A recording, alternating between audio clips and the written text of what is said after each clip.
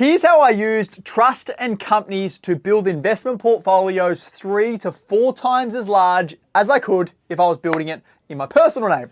If you haven't heard of this structure before, essentially, instead of buying properties inside of our personal name, being Jack Henderson, we buy properties inside of a trust or a company structure. In this very simple example, what I'm going to show you is how if you have $1 million worth of borrowing capacity, you can actually buy $2, $3, $4, $5 million worth of property as opposed to just $1 million like you could in your personal name. If we have $1 million in borrowing capacity and we set up a trust or a company, which is what this circle represents, and we buy a property inside of that trust, we can recycle that serviceability multiple times. So let's use an example that we go and buy an $850,000 investment property. We use $200,000 of our cash savings for the deposit and the costs on that property. So on an $850,000 property, we put down a $170,000 deposit, which means we have $680,000 worth of debt inside of the trust and an $850,000 property.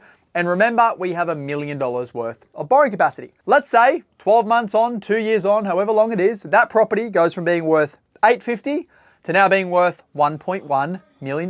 Now, based on an 80% loan to value ratio, we can now borrow up to $880,000 of the $1.1 million, which means we have $200,000 of available equity, which is the difference between our debt beginning, which was $680, to the new debt we will have, which is $880. So we pull out 200 grand, which is essentially all the money we put in to begin with.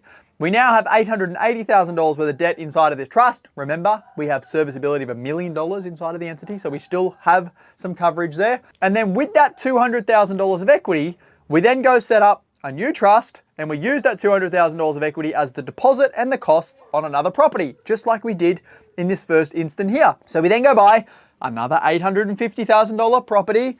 We take on $680,000 worth of debt, and we use the $200,000 worth of equity as the deposit and the costs. 2 years on, that property then gets revalued at $1.1 million.